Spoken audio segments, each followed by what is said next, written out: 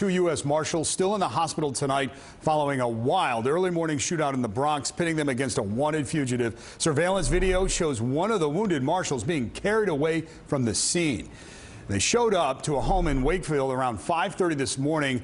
They say they were looking for Andre Sterling, and they found him. He started firing at them, according to Marshals.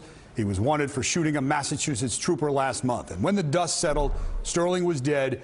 Two Marshals shot, and NYPD detective hurt. News 4 Chief Investigative Reporter Jonathan Deans has been looking at this all day. He's in the newsroom with what else we know, Jonathan, about the investigation. Yeah, as U.S. Marshals first entered the apartment, the gunman just started shooting. At least 3 bullets hitting the deputies. They fired back, hitting the gunman more than a dozen times, killing him. Surveillance video shows the chaotic aftermath. 2 wounded Marshals being rushed into police cars to get to the hospital. Police not waiting for an ambulance.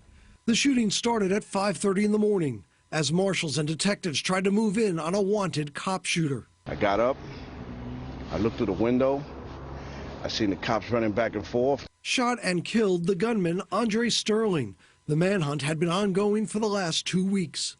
It was November 20th on Cape Cod. Sterling shot and wounded a Massachusetts state trooper after getting pulled over for driving a stolen BMW. Sterling fled to Connecticut, and then the trail grew cold. Marshals tracked his communications to 2 Bronx locations. They searched both, with this Wakefield building turning into a shooting scene. 1 Marshal hit in the leg and arm, a second in the leg. 1 bullet fired by the gunman lodged in the barrel of a Marshal's AR-15, making the deputy's gun useless in the shootout, but that gun perhaps saving his life by stopping a bullet. In addition to shooting at law enforcement, Sterling has passed arrests for drugs and ID theft. The man he was staying with is being questioned to see if he knew he was harboring a fugitive. This is Connecticut State Police say they've arrested this woman, Latoya Bromwell of the Bronx, for allegedly driving the stolen BMW just 1 day after Sterling was in it, shooting that Massachusetts state trooper.